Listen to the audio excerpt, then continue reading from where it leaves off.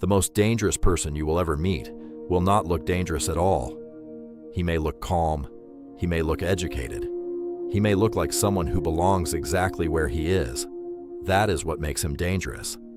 We trust steady eye contact. We trust clean clothes. We trust confidence spoken in a calm voice. For thousands of years, that instinct kept us alive. It helped us read strangers quickly. It helped us decide who belonged near the fire. But some people study that instinct. They learn where the door is. Then they walk through it smiling. Ted Bundy understood human perception with terrifying precision. He knew people trusted attractive faces. He knew they obeyed confident men. He knew they helped someone who appeared injured. He did not need to look frightening. That would have ruined everything. He needed to look safe. And for years, that was enough. The human brain can mistake charm for character. Bundy built an entire killing pattern inside that mistake. This story is told through documented records, court history, and FBI files. The focus is psychology and behavior, not graphic detail. Before the name became a warning, he looked promising. Theodore Robert Bundy was born in Burlington, Vermont. He later grew up in Tacoma, Washington. People saw intelligence. They saw Polish. They saw a man who could enter a room easily. He studied psychology at the University of Washington. He earned a degree there. He later entered law school. He volunteered in politics. He worked on a Republican governor's campaign. He was hired by the Washington State Republican Party. To the outside world, these were signs of stability, education, ambition, public service, a future. But those same signs created cover. He was building the exact life story that makes people lower their guard. One political colleague described him as smart and aggressive. Others saw confidence. Some saw a future attorney. Some saw a future public figure. He could speak well. He could seem sincere. He could perform normalcy with disturbing ease. That word matters. Perform. Because a performance only works when the audience believes it. Women who knew him saw contradictions. There was warmth. There was attachment. There was also control. His longtime girlfriend later gave police details that mattered. She noticed crutches. She noticed plaster of Paris. She noticed things that made no sense. The pattern was not visible from far away. It appeared only in fragments. A behavior here, a missing object there, a threat spoken in private. Witnesses often described him as attractive. They described him as clean-cut. They described him as someone you might believe. That is the part people still misunderstand. Bundy did not hide by looking invisible. He hid by looking acceptable. The FBI files later described him plainly. White male, 6 feet tall, about 175 pounds, blue eyes, brown hair. A physical description cannot show predation. A resume cannot show conscience. A smile cannot show what waits behind it. The warning signs were not absent. They were simply outvoted by charm. By 1974, women were disappearing in Washington. The first confirmed attacks began near the University of Washington. Then more names entered the case files. Linda Ann Healy, Donna Gail Manson, Susan Elaine Rancourt, Roberta Kathleen Parks. The pattern moved across campuses. It moved through ordinary places, dorms, libraries, parking lots, busy public spaces. That was part of the danger. He did not begin in places that felt unsafe. He began where people expected normal life to continue. Bundy understood the environment. He knew where young women felt safe. He knew where brief conversations seemed harmless. Sometimes he used a sling. Sometimes he used crutches. Sometimes he used a fake name. Sometimes he appeared to need help. He asked for assistance near his Volkswagen Beetle. The request was small. The trap was not. He did not begin with force in plain sight. He began with social permission. He made the victim move closer. He made kindness do the first step for him. That is the psychological horror of the method. He weaponized the instinct to help. The same instinct builds communities. It makes strangers carry groceries. It makes people stop for someone injured. It makes civilization possible. Bundy turned that instinct into access. He understood politeness as a door. He understood embarrassment as camouflage. He understood that most people fear seeming rude. And predators understand something most people ignore. Many victims hesitate before danger, not because they are careless, because they are civilized. Then the geography expanded. Washington, Oregon, Utah, Colorado, Idaho, later Florida. Police in different states saw fragments. One disappearance here, one suspect description there. A Volkswagen, a man named Ted, a man who seemed injured. The whole picture came slowly, too slowly. In Washington, investigators used a primitive computer database. They entered names, suspects, Volkswagens, and known offenders. Thousands of names narrowed to 26. One of them was Bundy. The system was beginning to see him. But he had already learned how slowly systems blink. The first arrest came in Utah in August 1975. A highway patrol officer saw his Volkswagen before dawn. Something was wrong. Bundy tried to get away. When police searched the car, they found disturbing items: masks, handcuffs, rope, trash bags. The front passenger seat had been removed. Bundy explained them away. He always had an answer.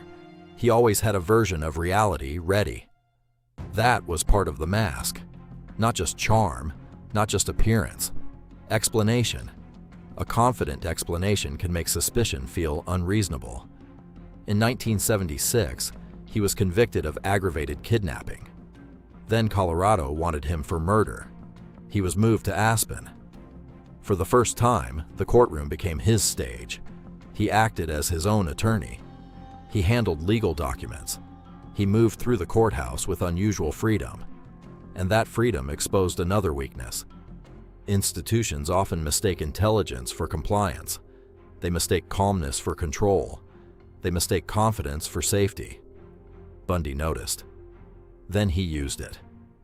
In June 1977, he was in court in Aspen. He had access to the law library.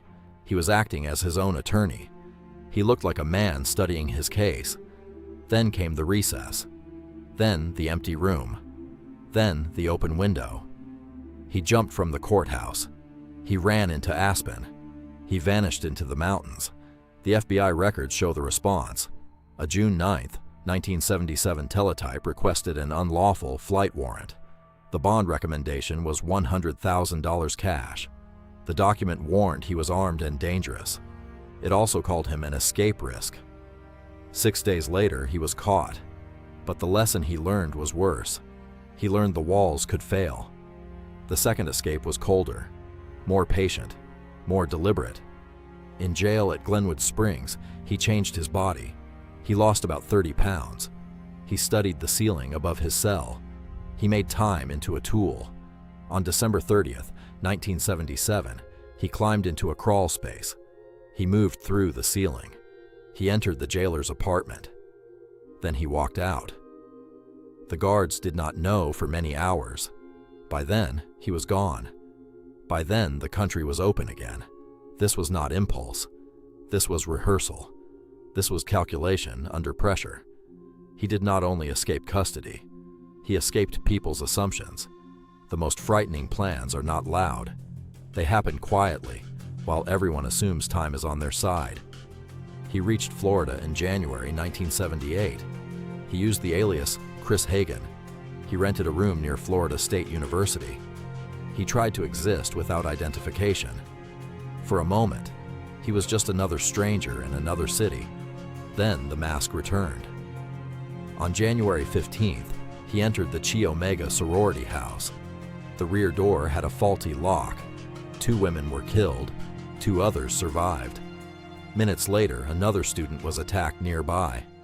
Tallahassee investigators later judged the violence rapid and concentrated. Less than 15 minutes changed multiple lives forever. Then came Lake City. Kimberly Leach was 12 years old. She disappeared from her junior high school on February 9th, 1978. She was Bundy's last known victim. 6 days later, Officer David Lee saw a stolen Volkswagen. Pensacola was dark. The stop looked ordinary. Then it became the end of the road. The car contained stolen identification. It contained stolen credit cards. It contained items tied to his movements in Florida. Lee drove him to jail. He still did not fully know who he had captured. Then Bundy spoke from custody. He said he wished Lee had killed him.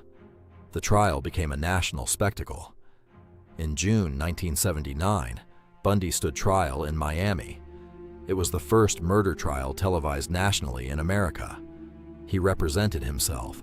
He cross-examined witnesses. He performed for cameras. He fought to control the room. Even facing death, he wanted authorship. He wanted the story arranged around him. Judge Edward Cowart addressed him directly. He said Bundy would have made a good lawyer. Then he sentenced him to death. But the real ending was not the execution. It was the confession period before it. In January 1989, Bundy began talking to investigators. The count reached 30 confessed murders. The confirmed number remained lower. The suspected number remains uncertain. Some investigators believe the true total was higher. Some believed far higher. Bundy withheld details until the end. Even confession became a bargaining tool. He treated truth like property. He treated locations like currency. He treated families like leverage. That may be the clearest window into him. Even at the end, human suffering was something he owned. The question is not only what he did. The question is why people missed him. Psychologists sometimes use the phrase mask of sanity. It describes a person who appears emotionally normal. Underneath, empathy and remorse may be profoundly impaired. Bundy became an infamous example of that mask. Not because he hid in darkness, because he stood in daylight. He studied. He dated. He volunteered. He gave interviews. He smiled in courtrooms. From the outside, the mask looked like competence. It looked like ambition. It looked like self-control. It looked like charm. Normal people often cannot see through that. Not quickly, not reliably. We judge by surface signals: voice, posture, cleanliness, confidence, status. Bundy exploited those signals.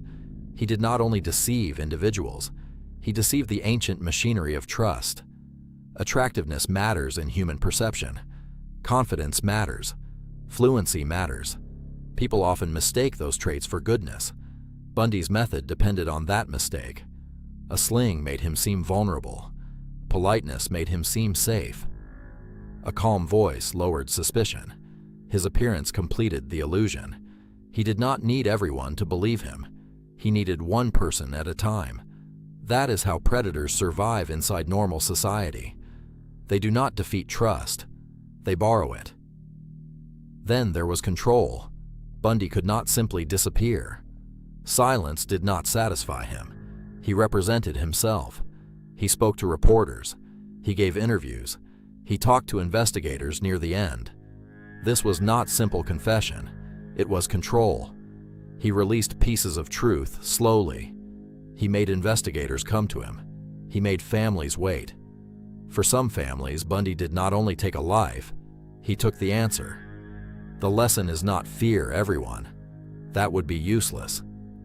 The lesson is trust more intelligently. Confidence is not proof of trustworthiness. Attractiveness is not proof of safety. Education is not proof of conscience. Politeness is not proof of empathy. Your brain makes shortcuts. Those shortcuts save time. They also create blind spots. Protecting yourself begins with slowing the shortcut. Do not judge safety by how someone looks when they want something. Judge it by how they behave when they are denied it. Look for behavior over time, not charm in one room, not charisma over dinner, not a confident story. Watch how someone handles rejection. Watch how they treat weaker people. Watch whether apologies change behavior. Watch whether empathy appears only when useful. Watch whether rules apply only to others. The mask slips under pressure. It slips when control is threatened. It slips when the audience disappears. Institutions also failed. Police departments missed connections. Courts underestimated him. Jails lost him twice. The FBI became involved after escape warrants and interstate flight. Systems matter, but systems are built by humans.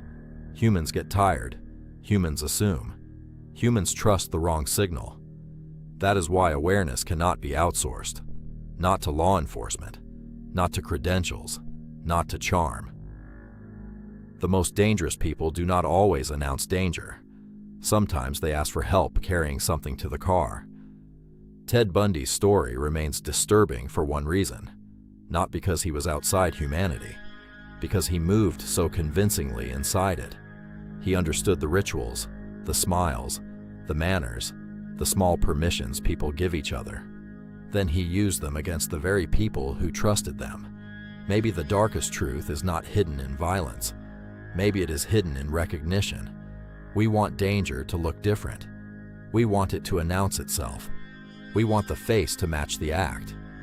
But sometimes it does not. Sometimes the mask is better than our instincts. So here is the question. If someone appears kind, intelligent, and trustworthy, what would it actually take for you to believe otherwise?